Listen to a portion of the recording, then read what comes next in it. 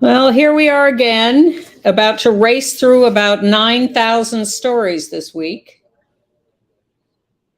We even hit the technical limit of how many pictures and videos we can show you. Well, especially busy week in show business. Well, yes, the Met Gala and the Tony nominations have taken up a lot of that picture room. But we are full of news nonetheless. Let's see, what do I Good do? and bad.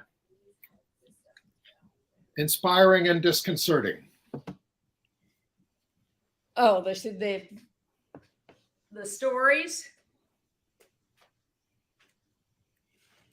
Yes, certainly a lot of each.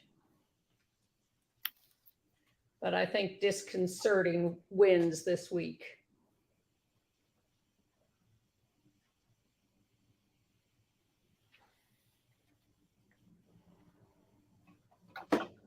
One might even say mind-boggling.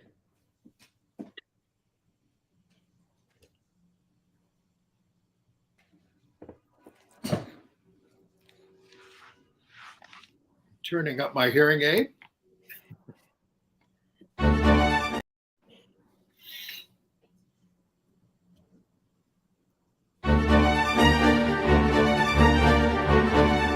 And we have to really escalate the noise we make so that we'll be heard.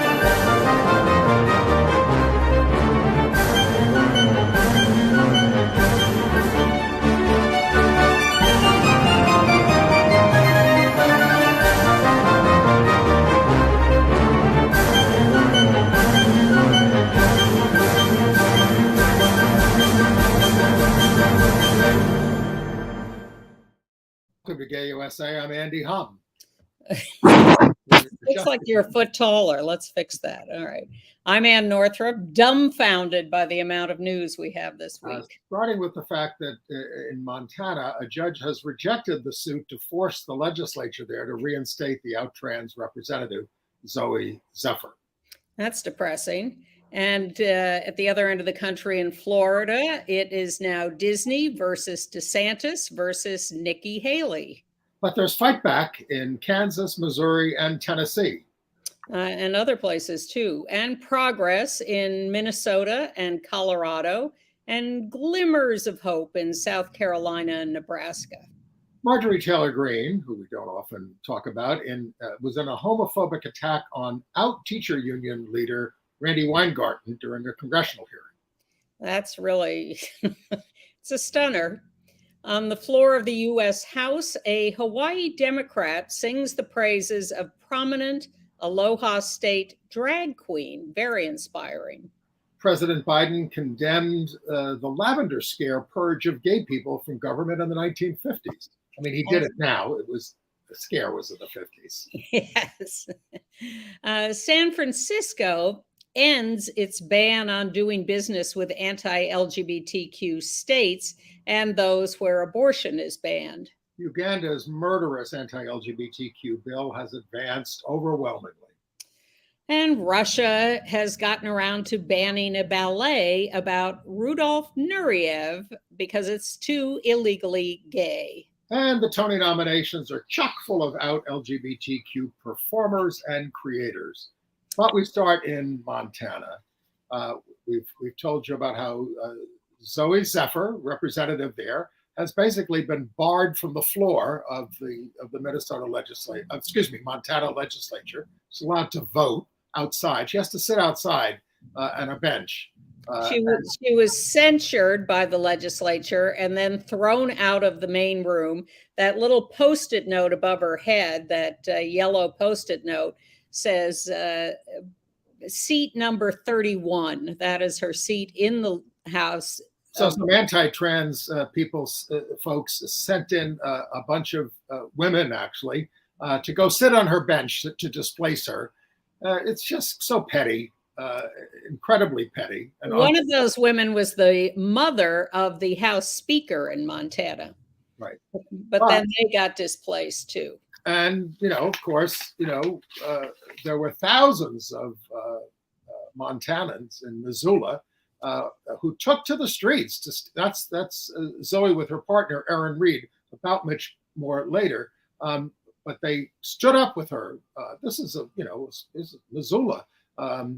Missoula is a very progressive college town, but it brought out hundreds of people to protest. That's how she got elected in the first place, because it's a progressive college town. And her partner, who we showed there for a second, trans journalist Erin Reed, was targeted by a swatting, where somebody calls and says, "You need a SWAT team at that residence. Something horrible is happening," at her Maryland residence on Tuesday. But she had been in contact with local authorities months before that, saying, "Look, I'm a very visible trans activist. So, something like this might happen." And that prevented violence on the scene. The police ended up calling her and saying, "Are you all right?" And she said, "I'm okay." So she says she'll never stop advocating. She advises all of us who are visible, especially in these hot areas with drag queens and trans people, to contact local police and tell them to put a note in the system so that you don't get swatted. So the legislature passed the anti-trans bill. The governor signed it with great fervor. And what we're seeing now is a wave of these instances. We saw the two representatives in Tennessee who got expelled from the legislature because they had acted up. We saw the non-binary representative in Oklahoma who was censured for speaking up against anti-trans bills. This is now the way the Republican-controlled politicians are operating across the board. They want to just get rid of anything reeking of dissent, and it is spreading like wildfire. Well, and in Texas, what happened in the last couple of days is that hundreds of demonstrators showed up to protest anti-trans bills there. They were inside the Capitol. They were chanting, trans rights are human rights or whatever. And they got tackled, arrested, removed from the Capitol. There is just a huge wave of silencing of any dissent, any discussion. The Republicans are just shutting it down across the board. One of the trans activists, Sophia Sepulveda of Equality, Texas, and a trans group, she has been barred from entering the Capitol for a year by the troopers there because she unfurled a banner that said, "Let trans kids grow up." Free speech, Republicans are for freedom. Forget it, nowhere. So the ACLU and the ACLU of Montana came to Montana Representative Zoe Zephyr's defense and sued to have her reinstated in the Montana legislature on the grounds that you can't just stifle dissent and throw people out as a political body. They lost. The judge upheld the expulsion of Zoe and said that he did not have the jurisdiction to overrule the legislature's decision. The legislature is a ruling body in and of itself, and he was not going to overrule their actions. Going back to Texas for a second, there was a story in Vice News that I think is telling. A Southern Baptist mother told her teen son he was going to hell when she found out he was gay in 2022. When he engaged in self-harm, she briefly let him go for counseling at the Rainbow Youth Project. But she got then turned on to Moms for Liberty by the late Tucker Carlson, and she pulled her son out of counseling and tried to take his own life. Moms for Liberty met with her and said, "You've got to sue that gay group for what happened to your son." And then he made a second suicide attempt. And she finally woke up to the fact that she was being manipulated. And she now says Moms for Liberty is responsible for what her son went through. And that's happening also all over the country. They're not a big group, but they have latched on to this system of raising these objections, and it's having wide-ranging effects. Also in Texas, in Houston, one parent complained about a drag performer in a play that the kids were going to go see, James and the Giant Peach. James and the Giant Peach, the Roald Dahl book and play. And so 9 schools canceled their field trip to the play after one complaint by one parent. And the way this comes up as drag, they have 20 roles in the play, but only 9 actors. So the actors were playing multiple roles and multiple genders. And that ended up being labeled by one parent as drag, and 9 schools canceled the field trip. And this is why the U.S. Association of Prides has issued a nationwide call to action. We have a graphic here. Stop the slate of hate. They're asking all of us to march against the 460 plus anti-LGBTQ bills.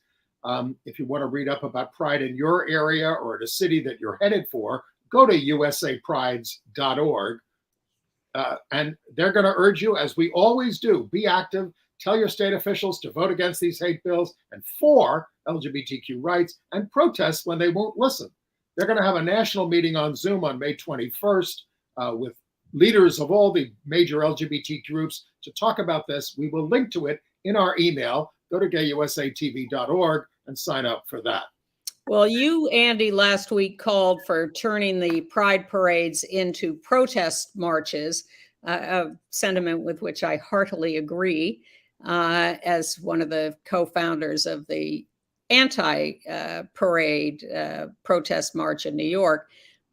I got into an email exchange with one of the USA Pride organizers and organizers of that phone call. And I said, well, I hope on this call, you're going to be asking people to turn their parades into protests. Oh, we don't do that.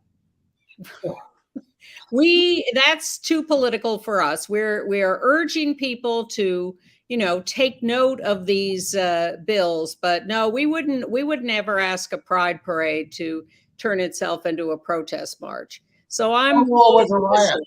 Hmm? Stonewall was a riot. Exactly. So I'm blowing the whistle on that conversation and saying, by all means, get on that call on the 21st and start really raising some hell about how we have to be out in the streets. I mean, here you have these pride parades, which are undoubtedly the largest gatherings of LGBTQ people and allies across the country at similar timing. And you could have millions of people raising this alarm as a protest, and so far, hands off. Right. Going back to Texas for a second, they now have a bill to let school districts employ chaplains instead of school counselors, and specifies that they'll not be required by the State Board for Educator Certification to be certified. Counselors currently have to have a master's degree in counseling and have 2 years of teaching experience. Under the bill, you just have to love the Lord. Well, should we go to Florida? We can. Then we'll go back to other states. Yes, we will. Let's go to Florida. So the phonied up DeSantis board overseeing the Disney special district is now countersuing Disney, which had sued them for trying to grab power. And the countersuit says Disney's getting past regulations to maintain some control was a backroom deal. Isn't that the definition of politics? They act like they're doing the will of the people, which is not what the polls are saying. Absolutely not. Even Nikki Haley invited Disney to bring its 70,000 jobs to South Carolina, which she says is not woke, but not sanctimonious about it either. Because she wants it both ways. She wants to be the Republican nominee for president. She also try to have it both ways on the abortion issue. And she says she's for consensus on an issue where there is none. And she won't answer questions about how she would address it. But in light of this, and she's not pro-gay. I mean, DeSantis's PAC did an ad showing Haley as Disney and gay rights supporter, which she is not. Well, when has that stopped any of them before? It'll be interesting to see whether her hypocrisy and trying to have it both ways gets her any farther than the extremists on both sides. All right. Other states. What have I got? Well, we got Dwayne Wade in Florida. He's a father Okay. of a trans daughter, and he's moved out of Florida over its anti-LGBTQ laws. All the more significant since he became a basketball legend with the Miami Heat. Daughter Zaya, 15, came out in 2020. Second from the right. Wade played 15 seasons in Miami, delivering 3 NBA championships. That's him and his wife, Gabrielle Union, who is just magnificent, and the 3 kids with Zaya there, the trans girl, right. who's right. developing a stunning modeling career. We want to do some more state news. Okay. Well, the progress in Kansas Republicans failed to override Democratic Governor Laura Kelly's veto of their bill banning gender-affirming care for minors. But they did override her veto of their bill to require jails to have separate facilities for inmates based on sex assigned at birth, making things more dangerous for them. The governor of North Dakota, I think, has set a new record. He signed his 8th anti-LGBTQ bill this year. He actually vetoed one of them, I think, but anyway. In Missouri, a state judge blocked the restrictions on transgender health care for minors and adults that was imposed by the Republican Attorney General, Andrew Bailey. And the Texas bill that everyone was demonstrating over in the Capitol would have not only forbidden trans care for minors, it would have forced everyone to detransition. Everyone. Okay. In Tennessee, the United States Justice Department filed suit challenging the ban on gender-affirming care for minors, saying it violated the Equal Protection Clause of the 14th Amendment. Assistant Attorney General Kristen Clark of the Civil Rights Division said the right to consider your health and medically approved treatment options of your family and doctors is a right everyone should have. And so they're involved. They're even doing more. Well, they're doing things. The ACLU has an even stronger case, and Lambda challenging these laws on a whole bunch of other bases.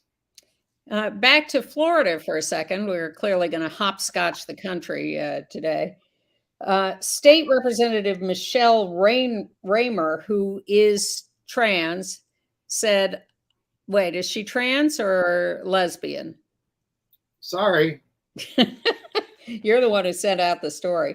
But either way, she says, I'm just trying to exist. You know, why are you coming after me? Right.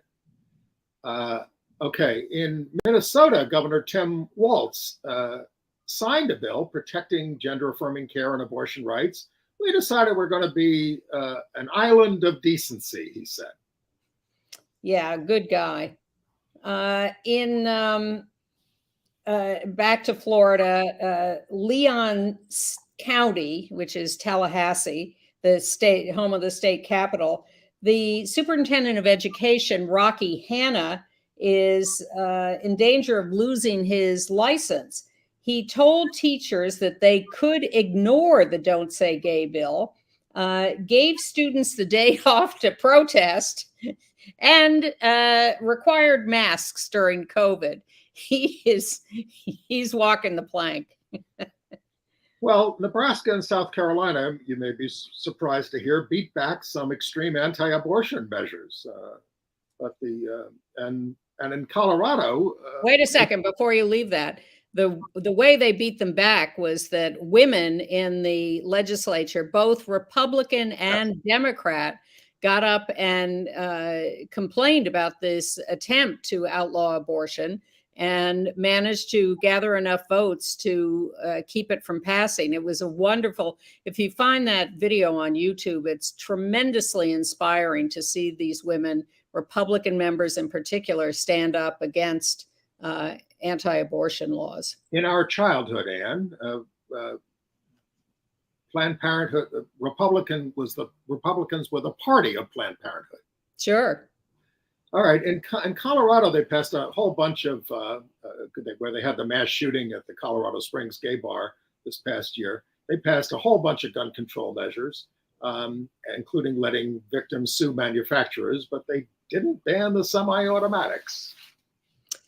And students are walking out all over the country. They had that one day in Florida, but they now have rolling demonstrations everywhere. I mean, we've just told you about Texas and other places. Well, Philadelphia had a big walkout of students, particularly trans students, and there were other walkouts and demonstrations in Virginia and in Kansas City. And they're advocating for things there in Philadelphia. They want Governor Josh Shapiro to do an executive order making Pennsylvania a sanctuary state for trans people. They want Philadelphia to allocate more funding for staff training on trans issues, as well as gender-neutral facilities. Now, Philadelphia Pride is on June 4th, and Philadelphia is going to elect a new mayor on May 16th. Now, go to epgn.com, the Philadelphia Gay News, for more about the candidates and their stands on our issues. Going back to San Francisco, we skipped. San Francisco ended its ban on government travel to anti-LGBTQ states and those that ban abortion. They had also banned contracting with businesses in those states, but they found it was increasing their costs 10 to 20% and hurting vulnerable populations in San Francisco.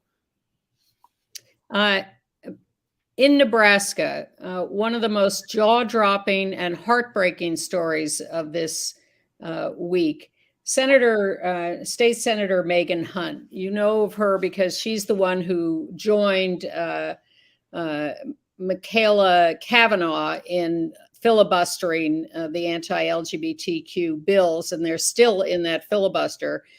Megan Hunt joined in part because she has a trans child. Well, now the Republicans in Nebraska are accusing her of a conflict of interest and saying that she will profit from defeating the anti-LGBTQ legislation. A conflict of interest. This is, you could prosecute every single member of every single legislature for a conflict of interest with that kind of thing. Every member of the Supreme Court. Even Republicans are calling the complaint offensive. Hunt says, I don't need your support. I need your vote. She's terrific. Those women in Nebraska, the filibuster, the abortion, the defeat of the abortion ban, standing up to these idiots who are claiming things like conflict of interest. It really is just amazing. The courage and relentless, persistent dedication to good values that these people are showing. Now, we don't usually show you Marjorie Taylor Greene, but we wanted to show you how low she can go, attacking the American Federation of Teachers president, our friend Randy Weingarten. At a congressional hearing, Randy was defended by out Representative Robert Garcia, Democrat of Long Beach. Roll tape. Are you a mother? I am a mother by marriage. By marriage, I see. And my wife is here with me, so I'm really glad that she's here, Rabbi Sharon Klein. Ms. Weingarten, I reclaim my time. I didn't ask you a question. Sorry. What I'd like to talk about is your recommendations to the CDC as not a medical doctor, not a biological mother, and really not a teacher either. You had no business advising the CDC what the medical guidelines were for school closures, because now we have a nation of school children who have suffered because of it. The problem is people like you need to admit that you're just a political activist, not a teacher, not a mother, and not a medical doctor. Point of order, Mr. Chairman. I just want to make note that the decorum of the attacks on the witness were unacceptable that the gentlelady from Georgia just did. And so it'd be nice if we didn't attack the witnesses, particularly and making a decision about whether or not she's a mother. You are a mother. Thank you for being a great parent. Thank you. Thank you. Your point of order is recognized, Mr. Garcia. So this is about regulations during COVID. And Marjorie Taylor Greene is continuing to insist that closing schools or making kids wear masks was inappropriate. Well, they may have had a little setback in their learning, but if they weren't out of school, if they weren't wearing masks, some of them would not be alive. Marjorie, is that a preferable outcome for you? That's right. It's and to say, and she was a teacher. She was a teacher. She taught. So that's just a lie. And she is a mother. She and Sharon have kids, and it's just reprehensible that. But if you want to feel a little better, we want you to listen to Hawaii Democrat Jill Tokuda congratulating the latest winner of RuPaul's Drag Race, a daughter of Hawaii. I rise today to congratulate Hawaii-born Sasha Keikaoha, more famously known as Sasha Colby, on being crowned the winner of RuPaul's Drag Race Season 15. I am so proud that a fellow Windward girl hailing from the homesteads of Waimanalo has earned the title of America's Next Drag Star. From the very beginning of the competition, Sasha, a seasoned drag legend, drew upon her ethnic heritage and childhood trauma as sources of inspiration for her performances. Throughout Drag Race, she authentically represented her Hawaiian culture, talking about the legacy she's building for our home state and about being mahu. In ancient Hawaiian days, mahu were considered extraordinary individuals of male and female spirit who brought their healing powers to Oahu from Tahiti. Today, trans people are among the most revered members in the Hawaiian community. Amidst ongoing attacks on our LGBTQ+ rights that particularly target trans people and drag queens, her win is not only well-deserved, it gives us all hope. Congratulations to Sasha Colby. You are a leader, you are a proud mahu, and every drag queen's favorite drag queen. Thank you, Mr. Speaker. I yield back. Jill for president. Surrealism in everyday life on the floor of the House of Representatives. But, you know, don't go to Ohio where Nazis are out, literal Nazis are protesting a drag brunch there. That's true. Now in Solvang, California, the city council voted 2-2 against a temporary art installation. 3-2. Oh, sorry, 3-2. Oh, you're right. 3-2 against a temporary art installation, street light banners and rainbow crosswalks to celebrate Pride Month in June. 2 of the city council members said it would endanger equestrian safety. Well, the mayor of Copenhagen, because this is a Danish-loving town in California, said your opposition to Pride is absolutely outrageous and called them out on it, and they switched. Now they're going to allow the banners, but not the crosswalks. Yeah, Solvang is full of Danish descendants, so they advertise themselves as a very Danish town, and the Danes said, hey, we don't know you.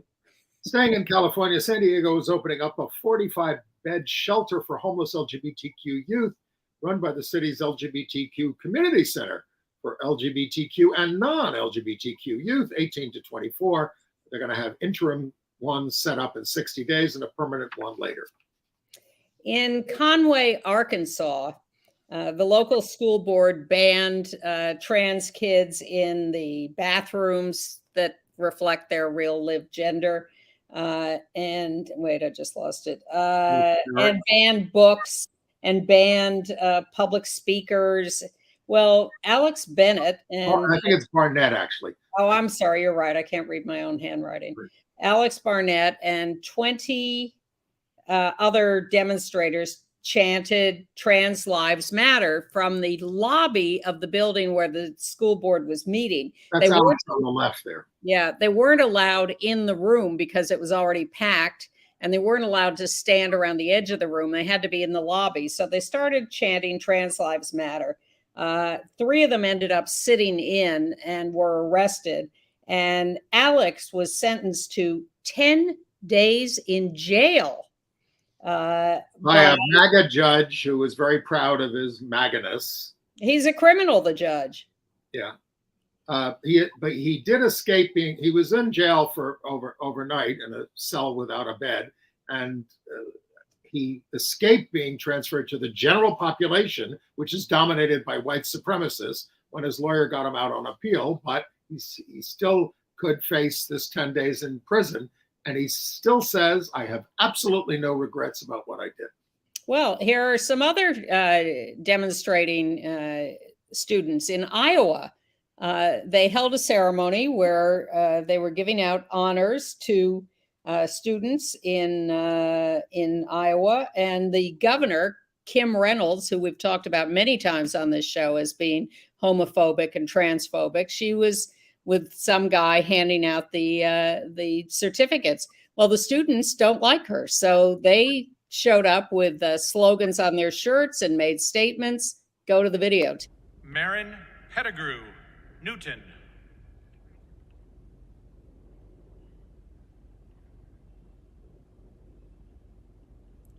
Leo Friedman, Newton.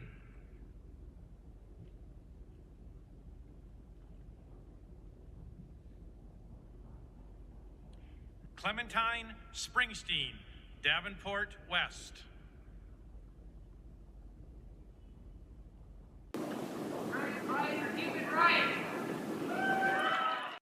Trans rights are indeed human rights. Thank you. I like the t-shirts that said, "I read banned books." By the way, you were talking about the Pride parades, and did we talk about the fact that the Pride Alliance of Treasure Coast, Florida, announced Pride Fest would be open just to 21 and older because of all these bad laws, and canceled the Port St. Lucie Pride Parade in response to all these laws? Very sad to see. Prides around the country should defy all these restrictions. They should, and they should be turned into protest marches. Right. It's just crazy. Go to some national news. Hold on one second. Let me just, sure.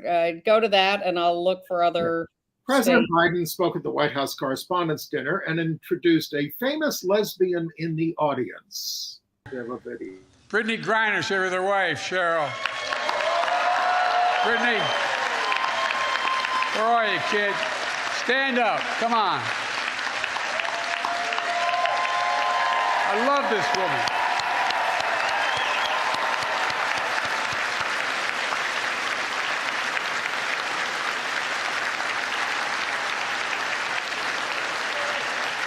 Love you, Brittany.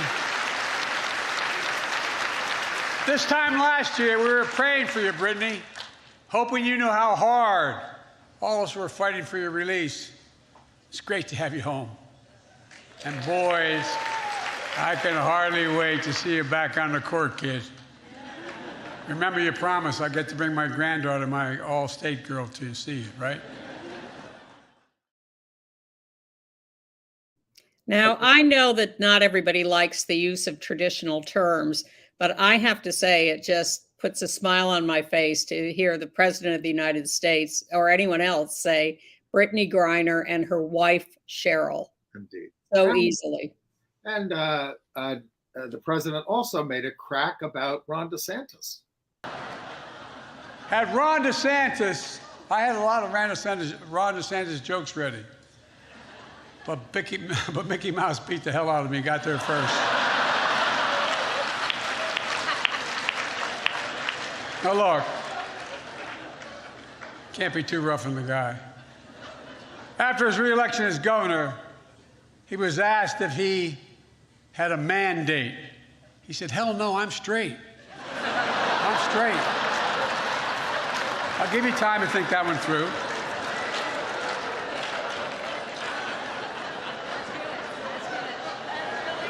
You got it?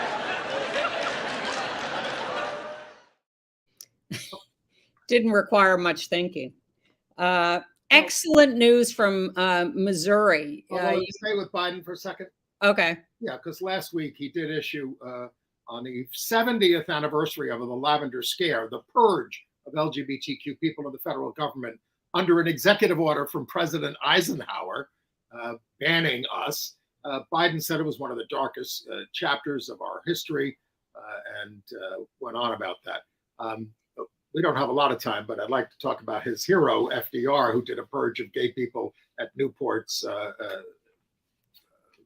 naval facility in 1919. And also from the federal government, the CDC issued a report this week that found that 24.5% of students identify as non-heterosexual. This is a study of students in grades 9 through 12, 17,500 of them, which is an excellent sample size. 12.2% identify as bisexual, 5.2% questioning, 3.9% other, and 3.2% gay and lesbian. We're taking over. Yeah. Well, these politicians better get out of the way. They're not going to last long. The gay right-winger billionaire Peter Thiel is getting out of the way. He says he's going to set out donating to Republicans this cycle, angry about the party's focus on culture war issues such as abortion and transgender rights, which is nothing new. Senate Republicans welcome his exit, since in 2022 he propped up a bunch of extremists like Blake Masters in Arizona and the uber bigot Chris Colbeck in Kansas, his candidate. J.D. Vance did prevail in Ohio, but Vance's weakness as a candidate caused the party to spend a lot of money in Ohio that they didn't want to spend. The governor of Washington, Inslee, has announced he is not running again, but he signed a bill to protect abortion rights and trans care as he slowly makes his way to the exit. But on the other end of the political spectrum, Oklahoma Governor Stitt has vetoed funding for the PBS stations in Oklahoma because he says they're full of LGBTQ indoctrination and are too pro-LGBTQ. All right. They're slowly cutting off their whole constituency because parents are now up in arms that the PBS station has been defunded with all its kids' shows. So one by one, he's adding enemies to his list, as are all these people. The Senate this past week fell short of overcoming the Republican filibuster against the Equal Rights Amendment, a resolution that would have, extended the 1982 deadline for state ratification. 3 states, Virginia, Nevada, and Illinois, passed it after 1982. It was a 51-49 vote, but 60 votes were needed. 2 Republicans did vote in favor, Murkowski and Collins. Also back in the feds, Sean Patrick Maloney, who screwed up the congressional fights in New York State while winning more across the country than expected, is not going to run for office again. He is going to be appointed ambassador to the Organization for Economic Cooperation and Development in Paris. And Mondaire Jones is going to move back up there and run for his old seat. Good news from Missouri. We told you about the hospital that was under attack for its trans care program and how a former client had claimed they were a terrible operation. Well, a study has been done and they are not a terrible operation. They are just fine. This is another right-wing, ginned up attack on something that is doing good work. And I'm glad to see that their name has been cleared. A couple of obits to talk about. Okay. All right. Before we get to that, can I just run through a couple of quick other things? Yes. In the state of Washington, the ACLU and Alaska Airlines have reached a settlement, a consent agreement. A non-binary flight attendant will not be forced to wear stereotypical uniforms, and neither will anyone else. And they're going to do some training of employees on gender issues. In New Jersey, Secaucus, a gay librarian, has been fired because he complained about being harassed for his gay lifestyle. It's not allowed. In Atlanta, Georgia, where they're having a terrible mass shooting today as we tape, they have arrested a 17-year-old man for the shooting death of Coco Dadal that we talked about last week, the trans star. And the Lawrenceville School in New Jersey has apologized for not stopping the bullying of a boy who ended up committing suicide. His classmates had falsely accused him of rape, and he ended up killing himself. Terrible. All right, some people we lost through, lesbian feminist author and activist and teacher Dolores Claich has died back on March 8th, but we're just hearing about it. In 1974, she wrote a social history of lesbians in the United States titled Woman Plus Woman. Her novel, Heavy Guilt, was nominated for a Lambda Literary Award. She was a delegate to the 1977 National Women's Conference, part of the caucus that secured passage of a resolution to protect rights based on sexual orientation. For 10 years, she was an AIDS educator for the state of New York at State University of New York at Albany. She chose to die on International Women's Day with the help of Vermont's law for medical aid in dying at her home in Burlington. And in Los Angeles, Gail Christian has died at 83. She's there on the right. She worked for NBC and PBS. She covered the Patty Hearst case. She went to jail for what she do? Some minor infraction early on, but went on to become a prominent reporter. And she specifically wanted to be a Black reporter. She wanted to cover the Black community and be a spokesperson for Black issues and Black people. And that wasn't very, fashionable. Well, in the 60s, they heard that they needed Black reporters, and she went and applied without much of a resume. And they asked for her clips, and she said, the paper was a small black paper, and it was burned down by the KKK. It was a lie, but she got it, and she had a very successful career. She also had an ambition to be a manager, to direct coverage, because she wanted to be able to control the way things were talked about. And she and her wife started the Palm Springs Women's Jazz Festival in 2003. And she won a gazillion awards for her coverage over the years, and again was a trailblazer. All right. A Black trans man? Yes. Banco Brown, 24, shot to death by a security guard at a Walgreens, allegedly when he was shoplifting. Now, they're saying it was self-defense, and they haven't charged this guy. But it's a terrible story. This is in San Francisco. Since when is the penalty for shoplifting death? Right. All right. Should we move on to international news? Oh, yes. And that horrible anti-LGBTQ bill in Uganda has moved forward. Basically, there's only one representative there who spoke out against this. One, Odoi Oiweli Fox. He's the only member of parliament who spoke against the bill. A very brave person. Everybody else, except I think one other person, voted for it. Now, I think the only modification they made is if you just identify as gays, you don't do anything. You're not going to be imprisoned, they said. But if you have sexual relations, that puts you in prison. And if you have sexual relations with the wrong person, you can get the death penalty. Exactly.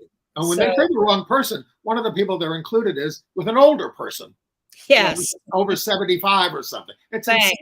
It's absolutely insane. Now, the only hope, we have Frank Mugisha there, of the banned Sexual Minorities Uganda group. He was on Rachel Maddow's show, who, by the way, beat Hannity in the ratings, and with this show, in fact. And he, the only hope they have is challenging its constitutionality. Which they did win a few years ago against a similar bill, but clearly the government is just going to be relentless about this. People there are gay people there, LGBTQ people there under siege, fleeing to Kenya. So Kenya is considering the same kind of legislation. There was a protest in London among Ugandan refugees led by or organized by our friend Peter Tatchell there.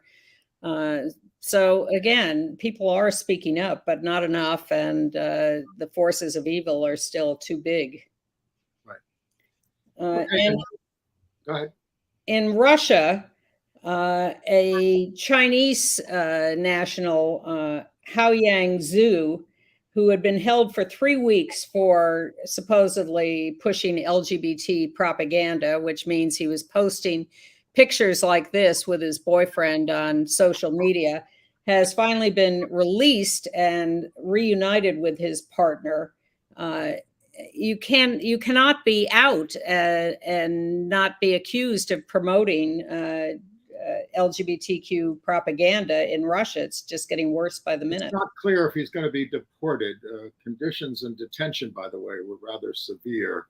And staying, I guess, in Russia, the Bolshoi Ballet has dropped from its repertoire a contemporary ballet about the great Rudolf Nureyev, a son of Russia, due to the expansion of Russia's ban on LGBTQ propaganda that restricts all depictions of homosexuality, not just to kids. When it premiered in 2017, the culture minister condemned it as gay propaganda then. Now it's banned for promoting non-traditional values. Nureyev defected to the West in 1961. He had the right idea. In Hungary, we talk all the time about the prime minister, Viktor Orban, but they also have a president, and she has vetoed the new law that encourages people to report same-sex families.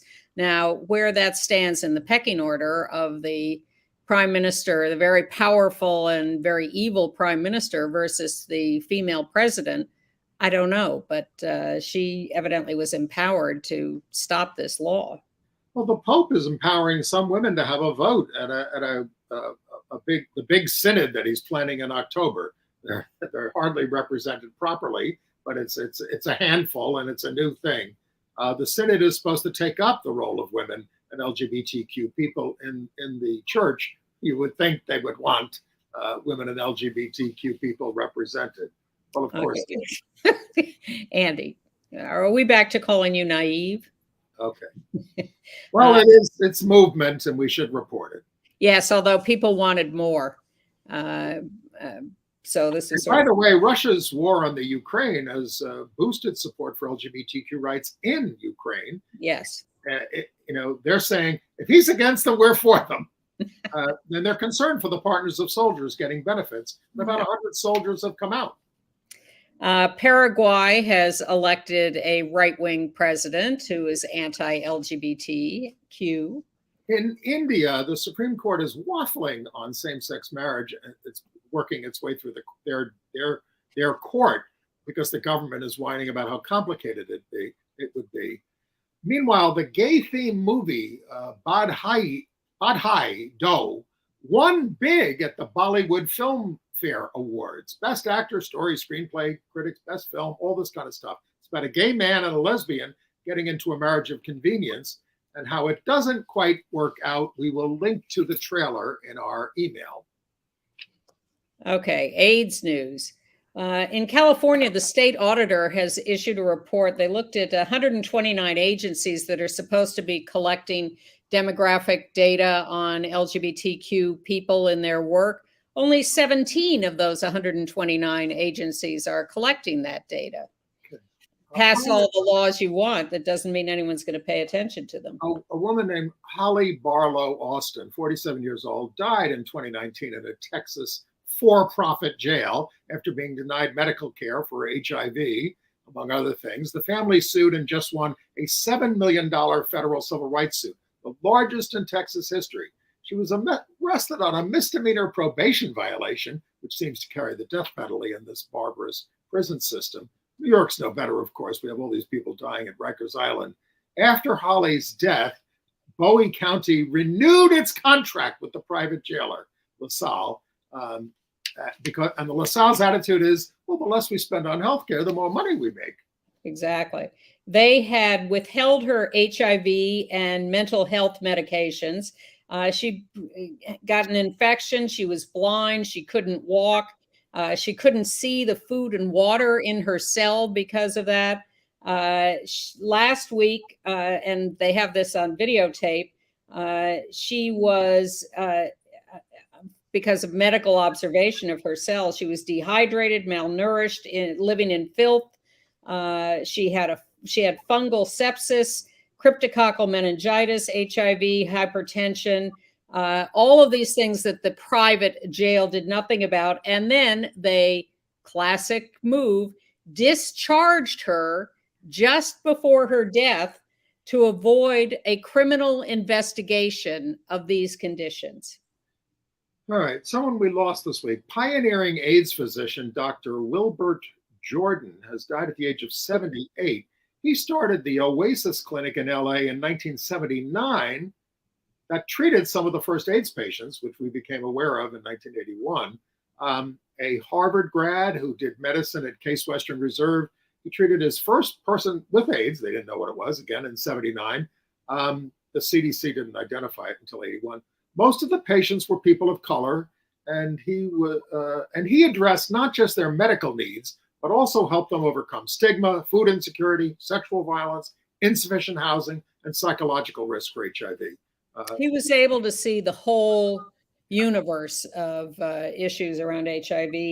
He won many awards and is in the Arkansas Black Hall of Fame. Okay. All right. Entertainment news?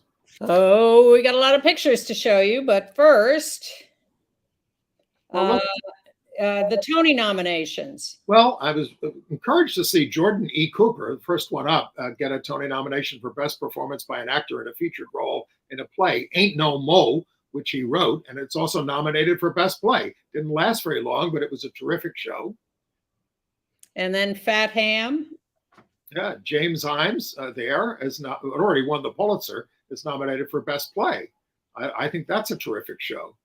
And then non-binary Alex Newell was nominated for Tony for Best Featured Actor in a Musical in Shucked, a new musical featuring music and lyrics by LGBTQ country artists Brandy Clark and Shane McAnally, who were also nominated.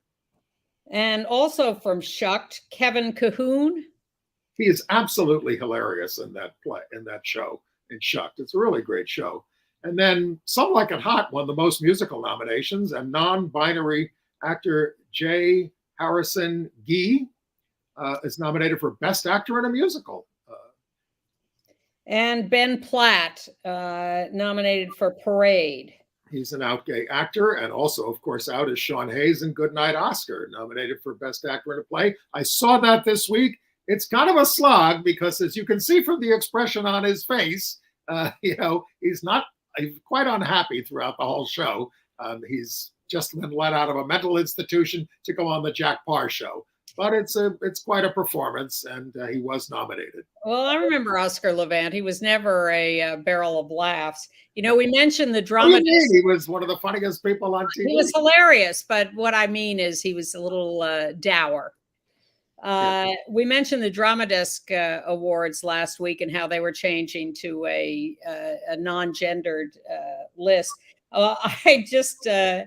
I burst out laughing when I saw that Queen Jean, who is one of the most famous trans activists in New York City, got a Drama Desk nomination for costume design for the show Wedding Band. Queen Jean is a Drama Desk nominee. Well, trans non-binary Justin David Sullivan of And Juliet, a musical on Broadway, opted out of consideration for the Tonys. I hope that award shows across the industry will expand their reach to be able to honor and award people of all gender identities. The Tony Awards are Sunday, June 11th on CBS. You probably won't see the special. They're going to give the Isabel Stevenson Award Tony to Jerry Mitchell, who has done such fabulous, we got a picture of him, such fabulous work. Certainly he's won Tonys himself for his work, but he is being awarded for his work for Broadway Cares. He's the guy who produced Broadway Bears all these many years. Ubiquitous and heroic. Jerry Mitchell is he's one of those people you call a treasure. Okay. All right. Also withdrawing from consideration for an award, Liv Houston of Yellow Jackets withdrew from consideration for an Emmy nomination, saying there is no place for me. Liv is non-binary and uses they, them pronouns. Okay. All right. Now, I've got a couple of other reviews. You may know Jody. Oh, well, first of all, put up this picture of, you've been following the trial of E. Jean Carroll. And, we're not allowed inside the courtroom there. But if you go see this play, because, again, she's accusing Trump of having raped her. And let's say hello to our friend Lori Arbiter there holding up the signs, which she conceives and makes. Which says, we believe E. Jean Carroll and Trump is a sexual predator. All true. Yeah. So this play is so parallel to it. Jodie Comer, you may know her from Killing Eve. She now brings her harrowing one-woman play, Prima Facie, from London, where she won the Olivier Award, to Broadway. Her character is a barrister who defends rapists as a defense attorney, but then she's raped by a colleague. And in taking us through the trial, we learn what hell a victim goes through on the stand, even when they themselves are very skilled in the law. It's a very shattering performance, and so she's probably the favorite for the Tony. Another, right. Yeah, okay. Yeah, go ahead. We have about 4.5 minutes. Summer 76.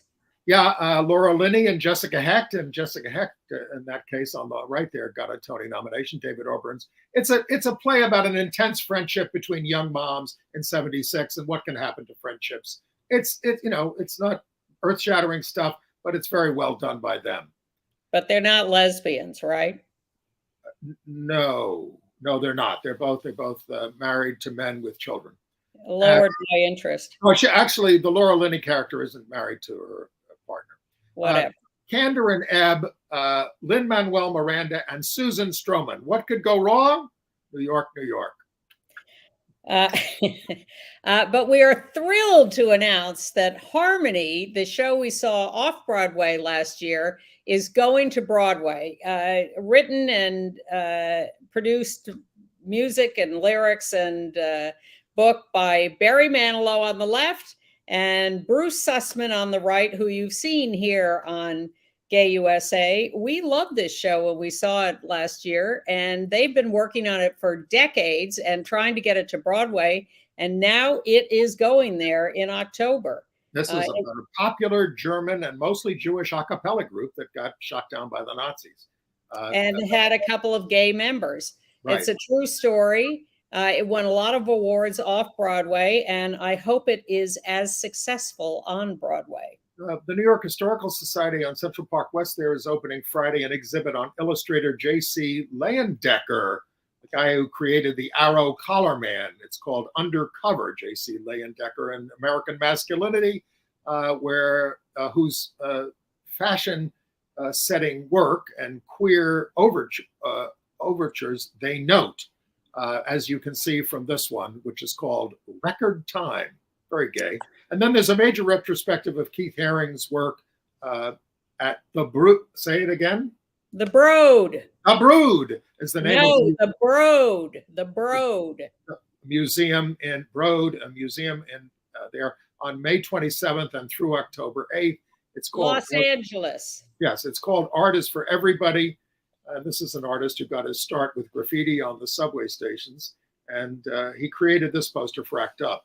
He died of complications from AIDS in 1988 at 31.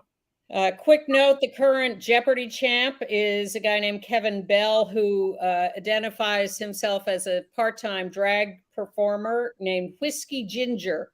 And give credit to Ken Jennings, because when they said he should be a drag queen, he said, well, my drag name could be Della Double. Not very good, but he can do better, I'm sure. All right, so, and Netflix is going to produce a play by 100-year-old Norman Lear about a gay Marine. It's a memoir called The Core. And now to the Met Gala this week. We're going to run through pictures of LGBTQ and allied people who were there. There's Brittany Griner with her wife, Sherelle. Just keep flipping through. Alex Newell. Stephanie Shu, Lizzo, Councilmember Chai Ase, Kristen Stewart, yes, Jonathan Groff, Ben Platt, our friend Dwayne Wade, Ariana DeBose, who's going to be hosting the Tonys, Lil Nas X, interesting. We debated whether we could show this, but he's completely covered. Yes. Pedro Pascal, the gay icon of the moment. Janelle Monáe, who then flipped up that hoop to show an almost bare costume underneath. And Kim Petras, the trans singer who with Sam Smith did Unholy. And that's your glimpse of the Met Gala and all for us. And we will see you next week. Thanks for being with us.